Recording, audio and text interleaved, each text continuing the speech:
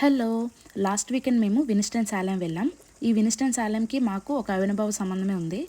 మా husband US వచ్చాక first work చేసిన ప్లేస్ ఇదే అండ్ మా ఫస్ట్ ఫేవరెట్ ప్లేస్ కూడా ఇదే.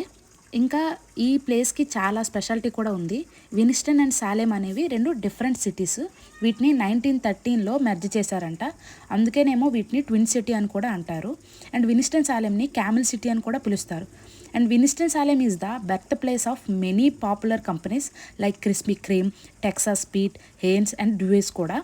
1858 నుంచి కూడా ఒక ఓల్డ్ కాఫీ పాట్ ఇప్పటికీ బ్రూక్స్టౌన్ స్ట్రీట్లో ఉంది అంట. అండ్ ఫోర్బ్స్ టాప్ 10 బెస్ట్లో విన్స్టన్ సాలెం డౌన్ టౌన్ కూడా ఒకటి. It combines inspire cuisine, craft, breweries, museum and cultures and shopping. ఈ ప్లేస్ని city of arts and innovation అని కూడా అంటారు. యూఎస్లో ద ఫస్ట్ ఆర్ట్ కౌన్సిల్ ఇక్కడే స్టార్ట్ అయింది.